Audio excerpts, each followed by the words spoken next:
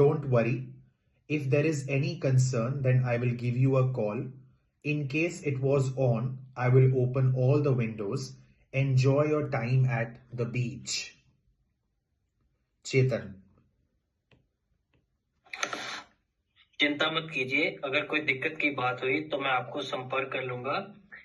अगर किसी मामले में वह चलती भी हुई तो मैं सारी खिड़कियों को खोल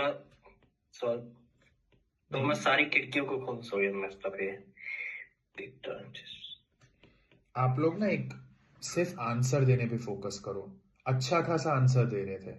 don't get into giving feedback to yourself. उसके लिए मैं बैठा हूं ना। अच्छा खासा आंसर दे रहे थे। You felt you were wrong but you were not wrong. ठीक है। सो didn't write notes after that. वो ठीक है, उसके लिए मैं बैठा हूं ना। पर आपका जैसे ही कंप्लीट हो जाए ना बोलना, जितना आपने नोट टेकिंग किया उसके बाद चुप हो जाओ। ठीक है। क्योंकि फिर क्या होगा कि बाद में आपको ऐसा लगेगा कि मैं गलत हूं, पर आप गलत नहीं थे। ठीक है। मैं आपको बताऊंगा ना कि क्या फर्क है दोनों में, आपके आंसर में और जो आप सोच रहे हो उसमें क्या अंतर है। So don't stress too much. ठीक है। एनीवेज, आप आंसर दीजिए। अबरारा प्लीज।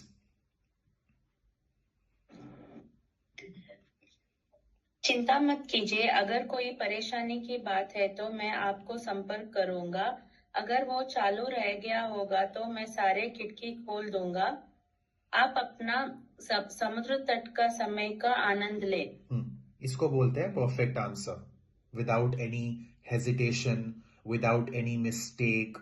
वो कैप सोचनी नहीं पड़ रही, रुक रुक के नहीं बोलना पड़ रहा, डर नहीं है। ये एक अच्छा आंसर है, परफेक्ट आंसर बोलते हैं। और अगेन ये इसलिए परफेक्ट है because she is practising like anything. ठीक है। तो उसी वजह से ये आंसर दे पाई है। ओके। नाउ यहां पर नोट्स देखो। अगेन डोंट वरी, ये मेरा डोंट वरी का शॉर्ट फॉर्म है। Concern, I give you call. ठीक है। इफ ऑन, अब इफ क्यों लिखा मैंने? क्वेश्चन में क्या था? In case. इन केस और इफ क्या वो अलग है? नहीं।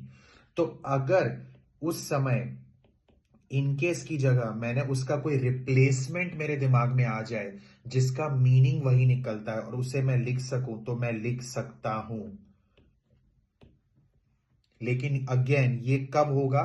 जब मैंने इतनी प्रैक्टिस करी है कि मैं ऑन द स्पॉट रिप्लेसमेंट सोच सका कि इनकेस का शॉर्ट फॉर्म बनाने से अच्छा है इफ लिख दो। ये इतना आसान नहीं है जितना अभी लग रहा है। एकदम से जब सेगमेंट सुनाई पड़ेगा एग्जाम में, उस समय वो रिप्लेसमेंट सोचकर नोट्स में